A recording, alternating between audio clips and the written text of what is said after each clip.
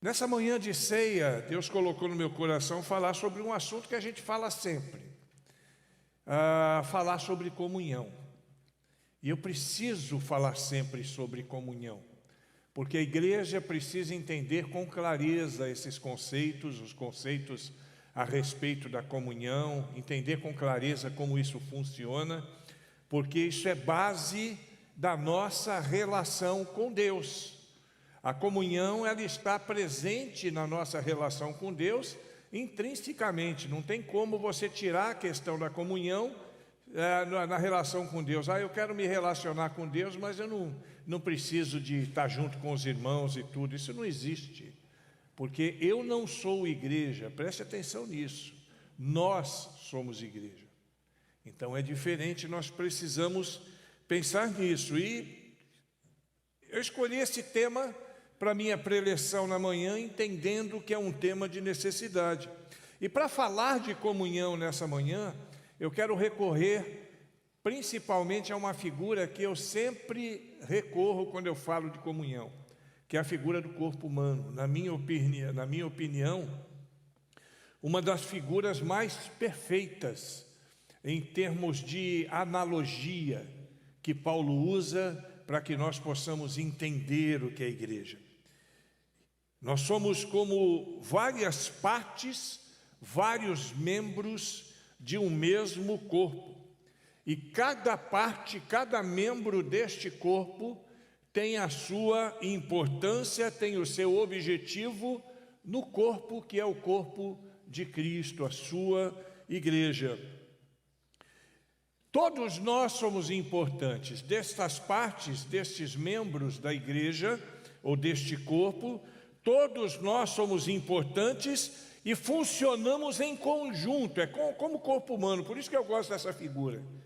Ela é tremenda.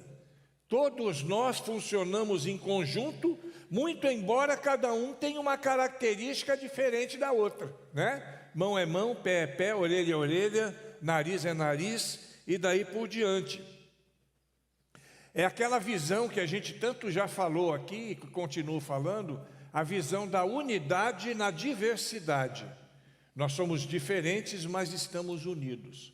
O corpo é assim, são membros diferentes unidos no mesmo propósito, no mesmo funcionamento. Nós sabemos e precisamos ter isso com clareza na nossa mente, que o corpo é formado por pessoas, e aí eu me refiro ao corpo místico, né? Que somos nós, a igreja. Ele é formado por pessoas escolhidas, separadas por Deus, como eu e você. Pessoas que um dia aceitaram caminhar com Cristo, nesta caminhada que Ele já propôs a nós desde sempre. E cada um de nós tem um objetivo, cada um de nós como membros, nós temos objetivos e temos funções específicas dentro do corpo. É como um dedo, por exemplo, né? Se nós somos um dedo nesse corpo, devemos ser usados como dedo dentro do corpo, não podemos ser um dedo decepado. Um dedo fora do corpo, ele não tem valor, ele não tem objetivo, ele não vai servir para nada. Então nós, como membros deste corpo, precisamos estar dentro do corpo. Precisamos estar ligados uns aos outros, constituindo assim de maneira genial e funcionando de forma maravilhosa no corpo de Cristo. É isso que Deus espera para nós. E precisamos ser o que fomos feitos para ser. Um dedo não pode querer ser um pé, porque ele não vai funcionar como pé. Um dedo é um dedo, um pé é um pé, uma mão é uma mão, e daí por diante. Cada um de nós precisamos ser aquilo que fomos feitos para ser, sem inveja do outro membro. Isso é importante também.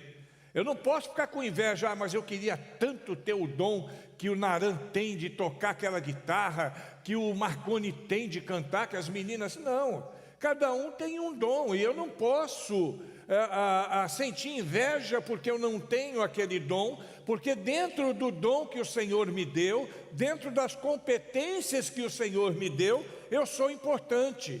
e vou continuar sendo importante.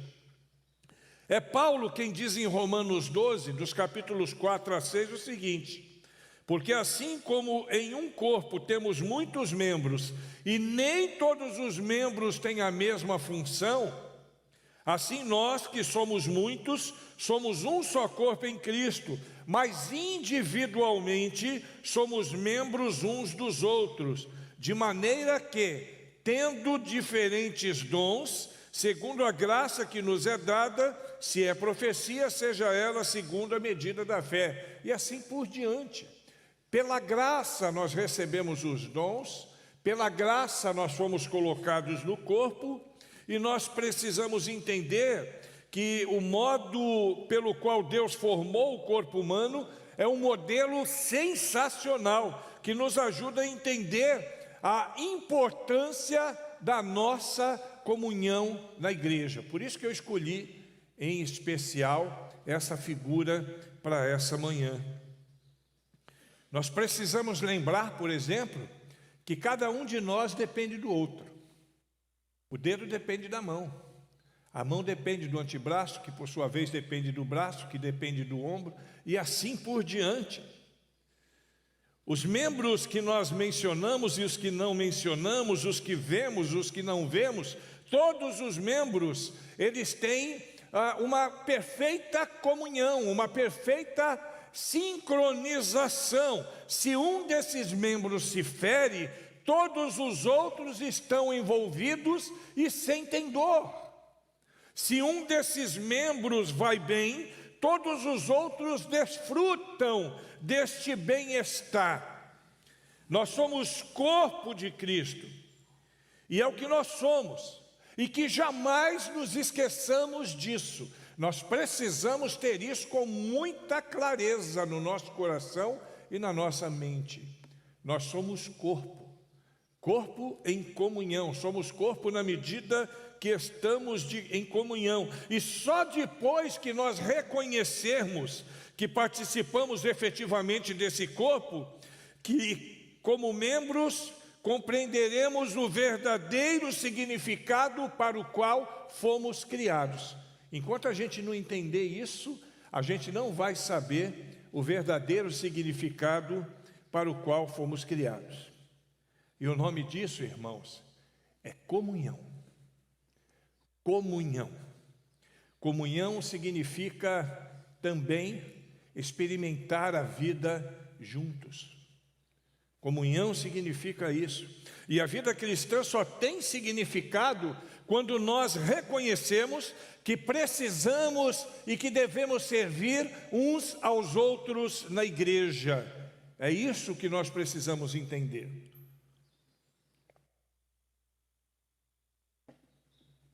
Sozinho, a nossa vida na igreja não tem valor. Pastor, é duro isso, né? É forte isso que você está falando, é forte, mas é verdadeiro. Sozinho nós não cumprimos o nosso papel. E se você se reportar de novo à analogia do corpo humano, você tenta imaginar um membro do corpo tentando agir sozinho. Ele não vai cumprir o seu papel. Nós somos diferentes, é verdade, nós temos funções diferentes, mas nós trabalhamos em unidade buscando um objetivo somente. Nós buscamos um mesmo objetivo, que é fazer desta igreja um lugar da manifestação da glória e do reino de Deus na terra, amém? Esse é o nosso objetivo principal.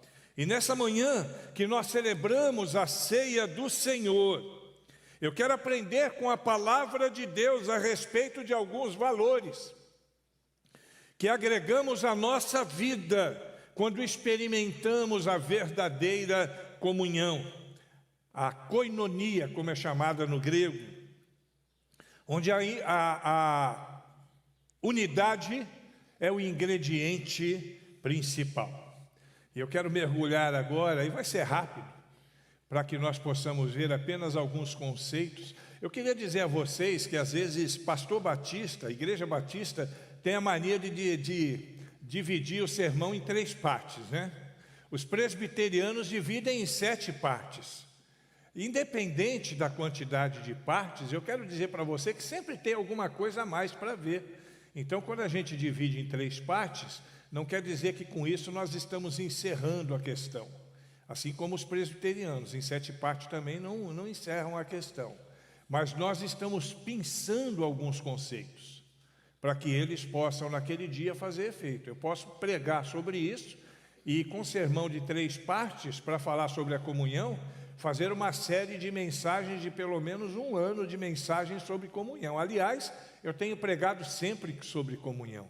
E nunca se encerra a situação, nunca se encerra a temática, porque ela é muito extensa. Então eu quero mergulhar nessa aventura de aprendizado agora, aprendendo 3 questões, 3 princípios que são importantíssimos para nós considerarmos quando pensamos na comunhão.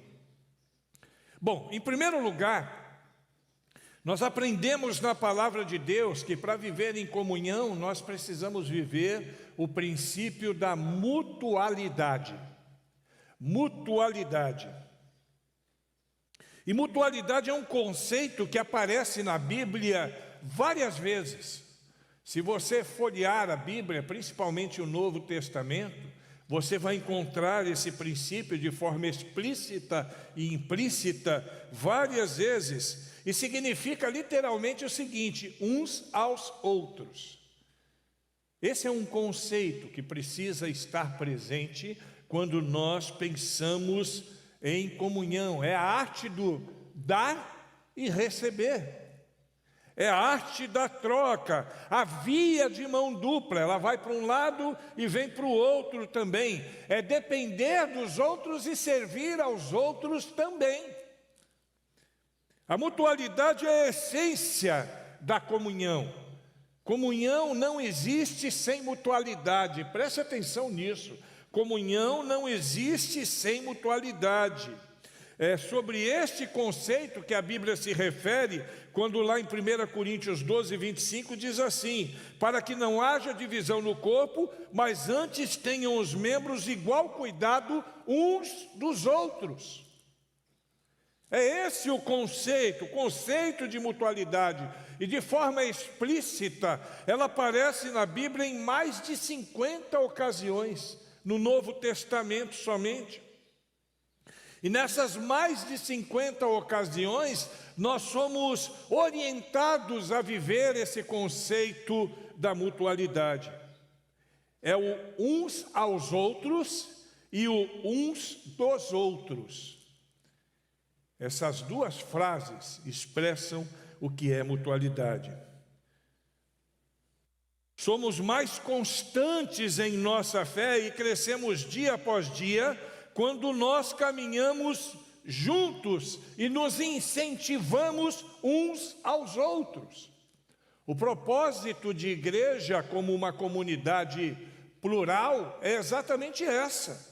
É que nós possamos caminhar juntos, e é uma troca constante e necessária. Irmão, no nome de Jesus, irmã querida, nunca se esqueça disso. Nós dependemos sim uns dos outros, e outros dependem de nós. Às vezes alguns de nós digam assim: eu não dependo de ninguém. Isso não é verdade. Na igreja nós dependemos uns dos outros. E na igreja os outros dependem de nós também. Foi Deus quem planejou dessa maneira. E a Bíblia recomenda responsabilidade, incentivo e honra nesses serviços recíprocos. É o que nós lemos lá em Romanos 1, versículos 11 e 12. Quero que nos ajudemos uns aos outros com a fé que possuímos. A sua fé me ajudará e a minha fé te ajudará. Glória a Deus! Que texto bonito, que texto profundo. E a lista dos mandamentos da mutualidade é grande. Eu vou citar alguns aqui, mas são muitos. E nós precisamos aprender isso. Irmãos, vou dizer mais uma vez para que fique claro: sem mutualidade não há comunhão. Sem mutualidade não há comunhão.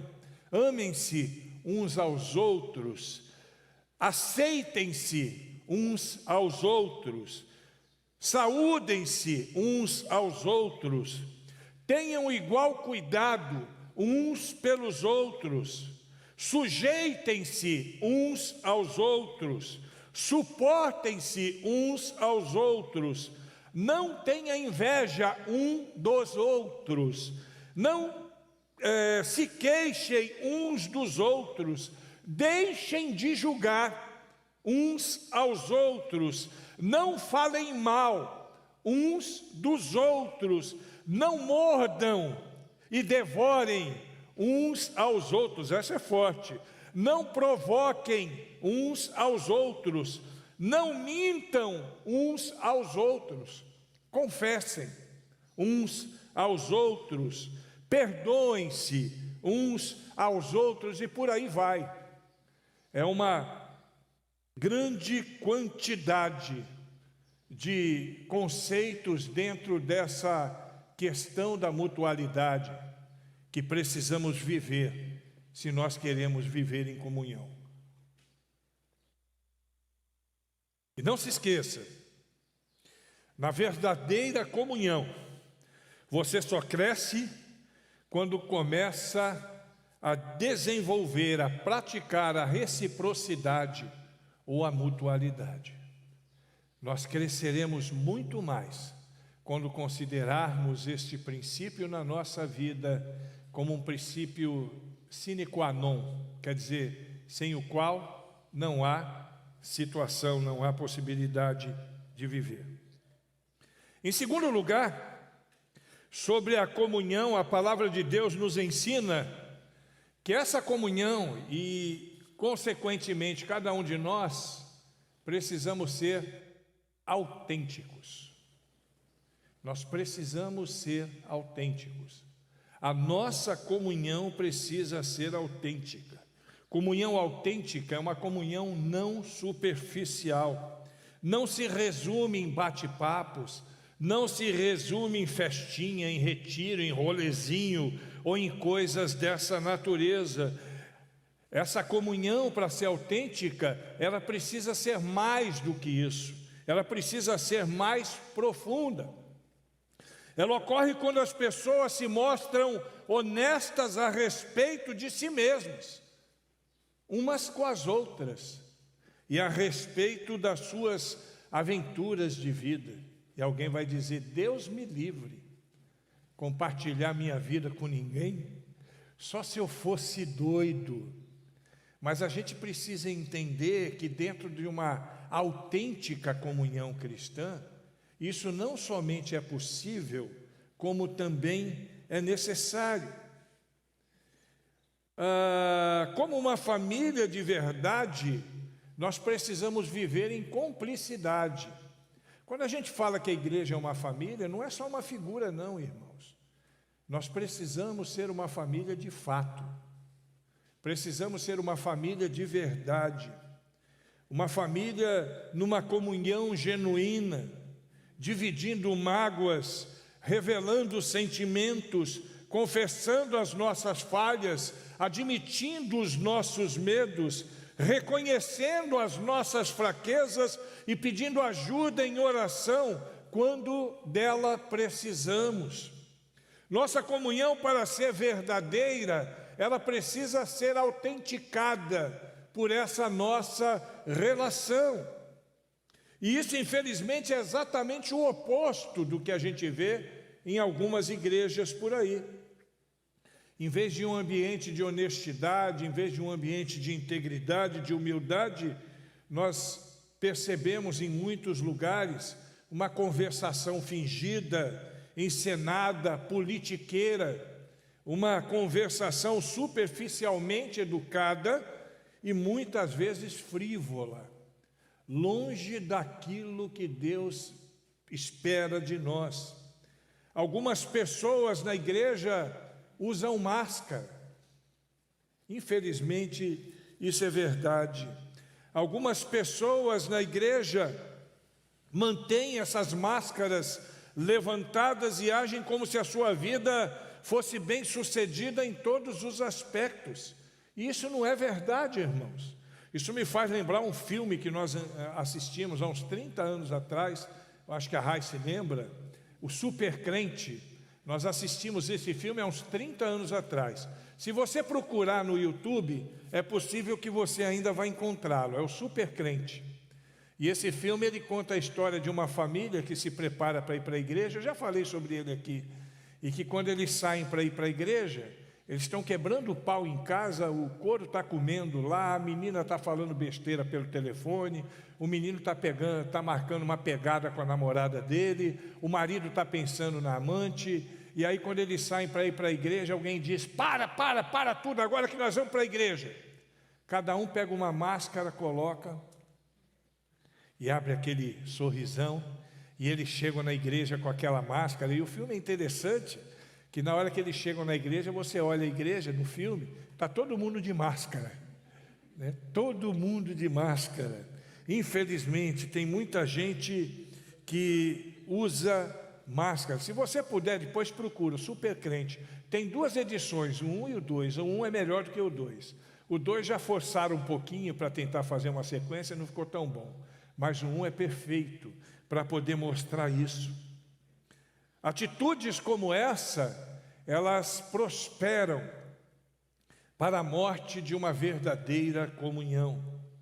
Somente quando somos sinceros com a nossa vida é que experimentamos o que é realmente comunhão. O mundo pensa que a intimidade deve ocorrer no escuro, reservado. É assim que o mundo pensa. Mas Deus ensina outra coisa, presta atenção, não sei se você já tinha percebido isso. Deus ensina que a intimidade ela tem que fazer parte da luz. A intimidade dos genuínos crentes, ela precisa fazer parte da luz. As trevas muitas vezes são usadas para esconder ferimentos, para esconder erros, medos, fracassos e falhas. Contudo, é na claridade da luz que trazemos essas feridas para um lugar aberto e iluminado, onde elas podem ser tratadas. Aí admitimos quem realmente somos e, por fim, somos curados. É a Bíblia quem diz: se porém andarmos na luz, como Ele está na luz, temos comunhão uns com os outros.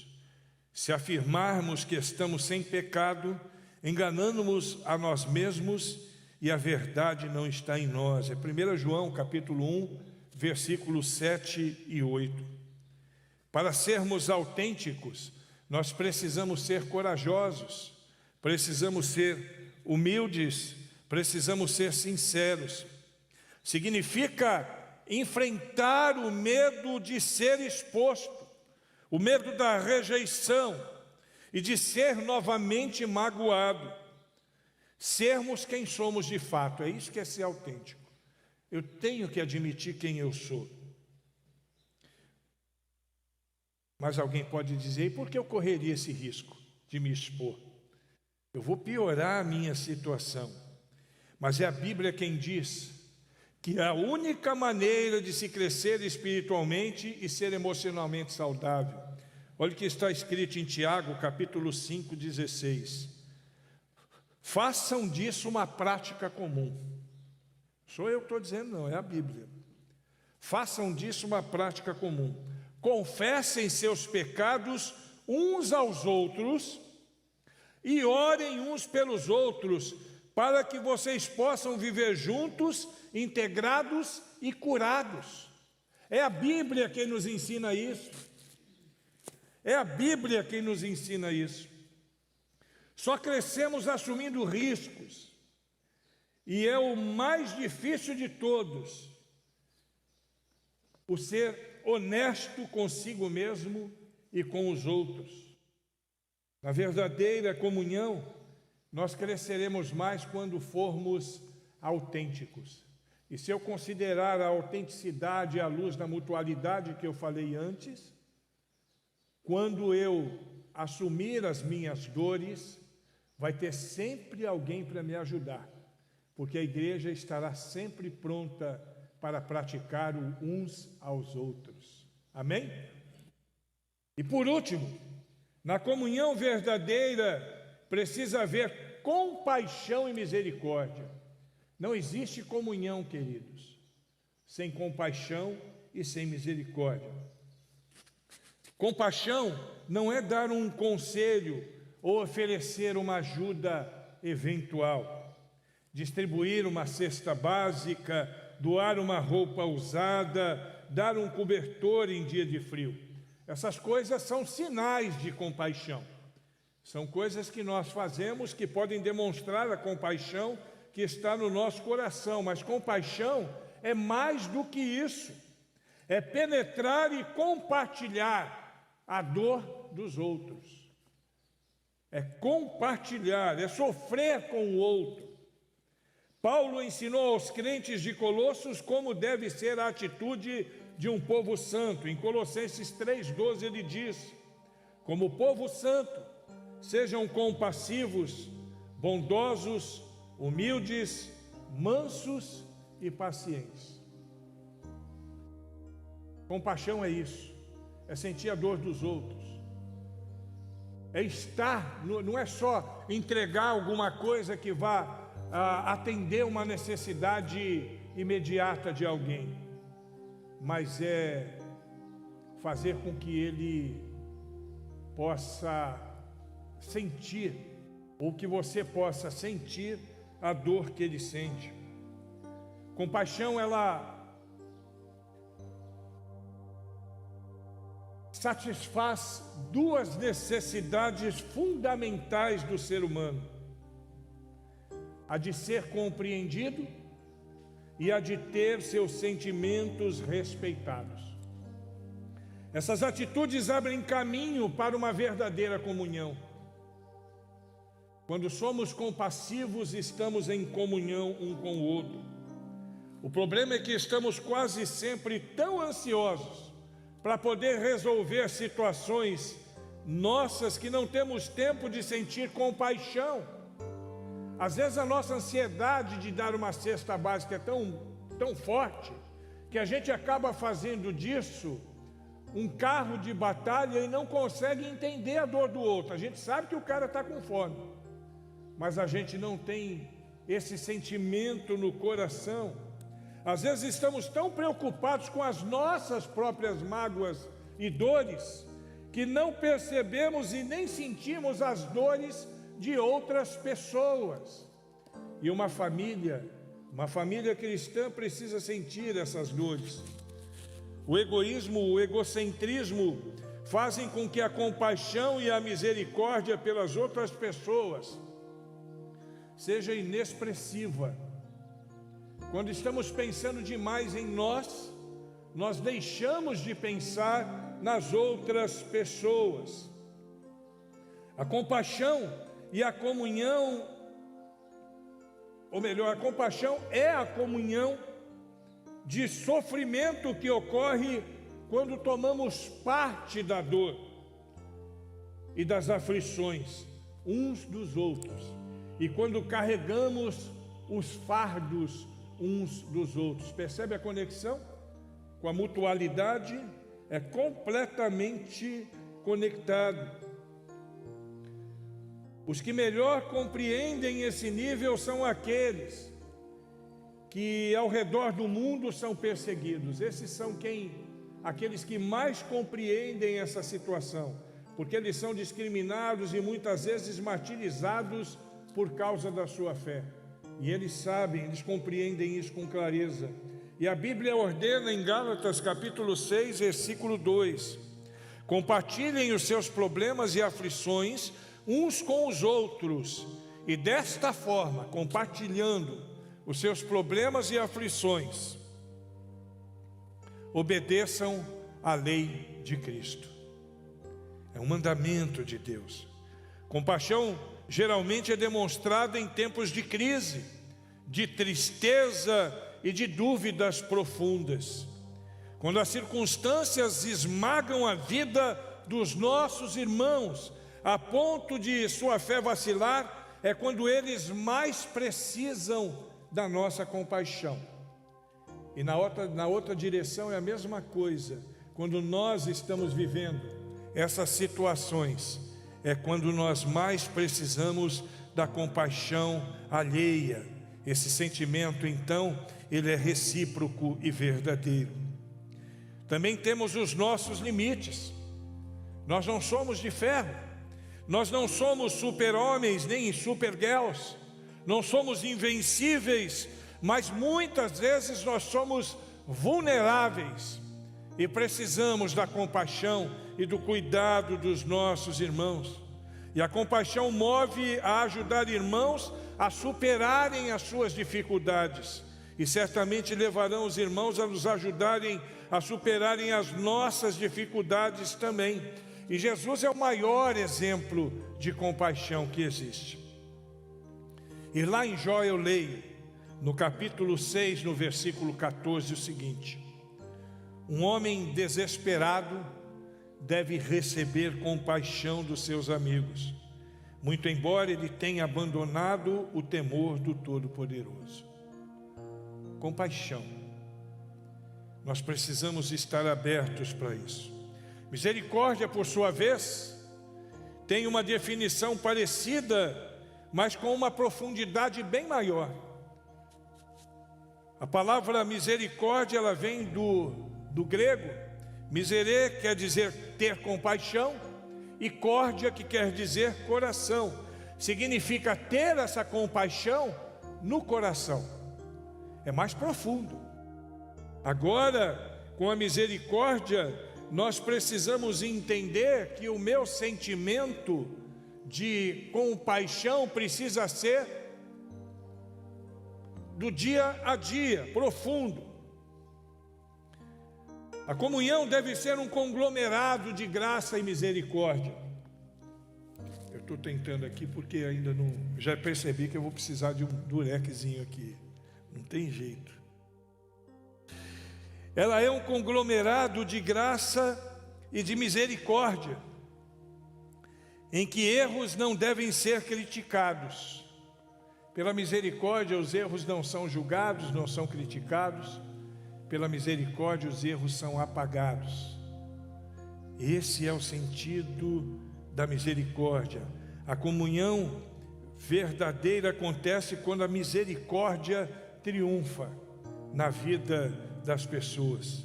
Uma outra definição de misericórdia que se aplica aqui: misericórdia quer dizer literalmente cessação de um castigo merecido.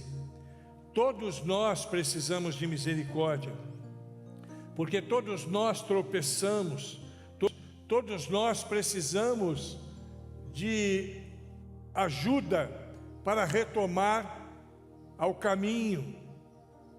Nós não precisamos de juízes, nós precisamos de irmãos e amigos.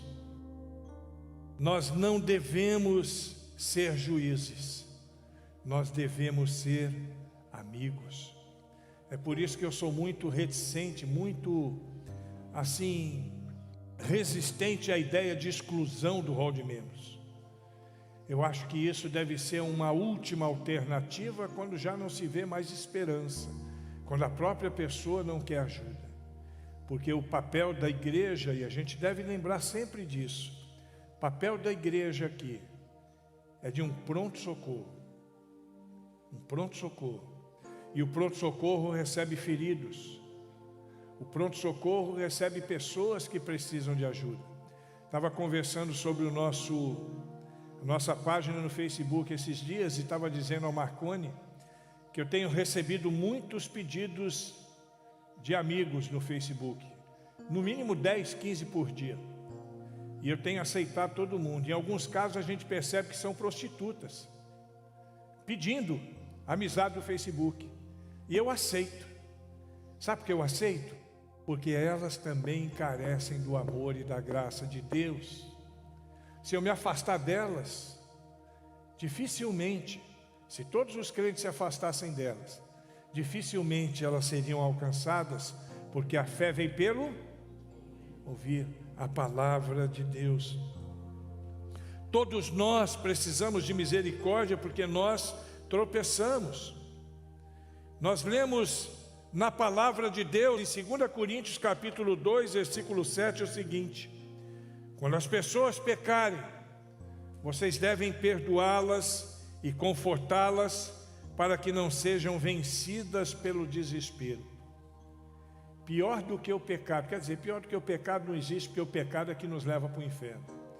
Mas uma coisa tão grave quanto o pecado é justamente o desespero daquele que pecou e não encontra um suporte, não encontra alguém que possa ajudá-lo, não encontra alguém que possa estar com ele.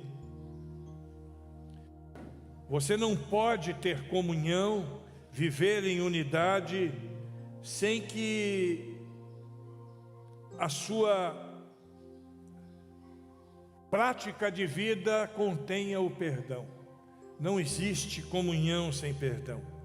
Nós somos advertidos pela palavra de Deus e jamais guardamos rancor, porque a amargura e o ressentimento destroem a verdadeira comunhão. A Bíblia nos dá a seguinte orientação quando Paulo escreve aos Colossenses, no capítulo 3, versículo 13: vocês precisam ter consideração para com as faltas uns dos outros e perdoar os que lhe ofendem. Lembrem-se, o Senhor perdoou vocês, por isso vocês devem perdoar uns aos outros. Falta isso em muita igreja, esse sentimento de perdão. Misericórdia de Deus para conosco deve ser um estímulo para que sejamos misericordiosos também uns com os outros. Jamais nos será perdido, irmãos, que nós perdoemos alguém mais do que Deus já lhe tenha perdoado. Tenha certeza disso. Jamais. Sempre que formos magoados por alguém, nós não devemos usar toda a nossa energia e sentimentos para buscar vingança ou até mesmo para buscar algum tipo de solução paliativa. A melhor opção que teremos é sempre a do perdão. Ninguém pode desejar crescer na vida espiritual sem desenvolver a capacidade de perdoar. A misericórdia não exige os seus direitos. Ela é uma característica fundamental na vida daqueles que promovem a unidade do corpo de Cristo e desta maneira demonstram ao mundo o que é o reino de Deus, o que é a glória de Deus, o que é a misericórdia de Deus, o que é a graça de Deus. Se você não está pronto para perdoar, meu irmão, você não está pronto para crescer.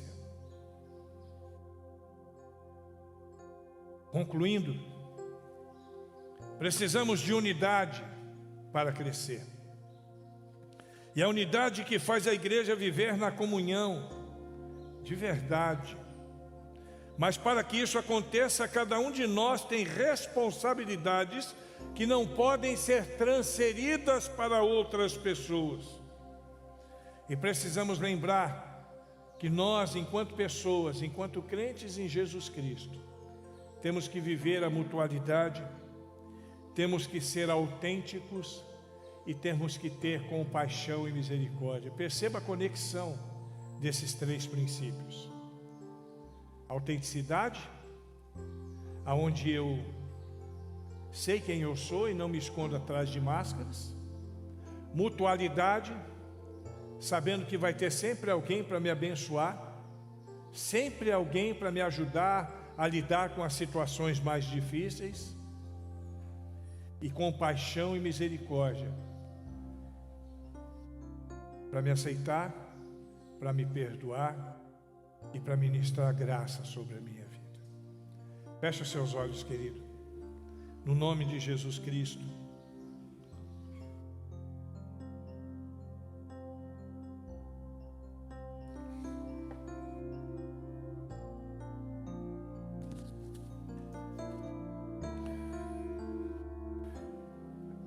Olhe para dentro de si. Em que ponto Em que nível essa palavra fala com você? Compaixão, autenticidade, mutualidade, misericórdia. Tanta coisa a gente falou aqui nessa manhã. Uma manhã que nós nos reunimos à volta da mesa do Senhor como família, como crentes em Jesus Cristo. Uma manhã que nós vamos viver intensamente essa relação gostosa de participar da ceia do Senhor. De que forma Deus falou ao seu coração nessa manhã? De que forma Deus falou contigo nessa manhã?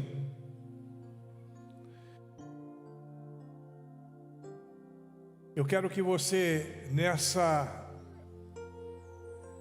reflexão pessoal, possa falar com Deus agora.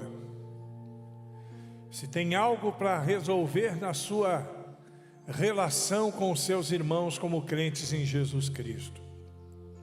Se tem algo para resolver na sua relação com a igreja do Senhor a qual você pertence.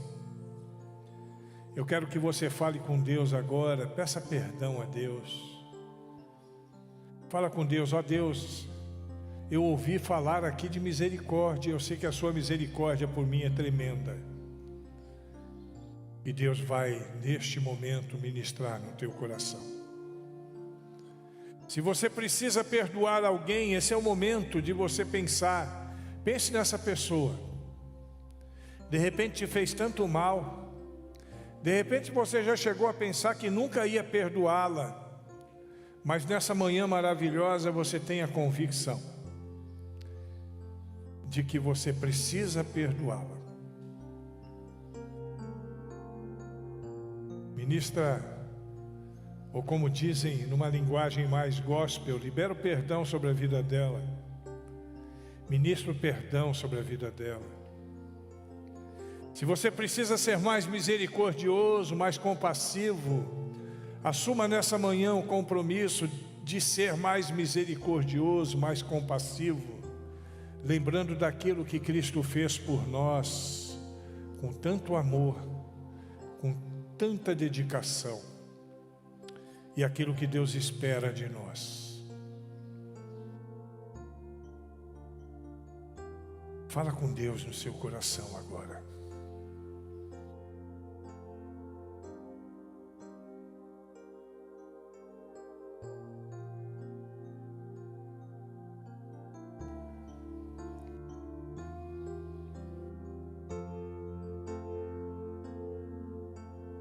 Senhor, ensina-nos a caminhar segundo a Tua Palavra. A Tua Palavra é a verdade e nós nos submetemos a ela. Nós nos submetemos a esta Palavra porque ela nos conduz nos Teus caminhos. Ajuda-nos, Senhor, a viver intensamente esses princípios dos quais ouvimos falar aqui nessa manhã. Ajuda-nos a perceber que somos membros uns dos outros e todos juntos membros do corpo de Cristo, do qual o Senhor é o cabeça. Abençoa-nos, Senhor, tira no nosso coração o sentimento de angústia, de dor, de dúvida. Faze-nos entender e viver para a glória do Senhor tudo aquilo que ouvimos. Dá-nos paz, ó Deus. Dá-nos graça e misericórdia. No nome de Jesus Cristo, Senhor, ajuda-nos. Queremos viver intensamente para a glória do Senhor. E para isso queremos viver em comunhão, segundo os princípios que o Senhor mesmo já planejou para a nossa vida. E nessa manhã aprendemos 3 e queremos que eles façam parte do nosso dia a dia. Abençoa-nos, ó Deus, no nome de Jesus Cristo.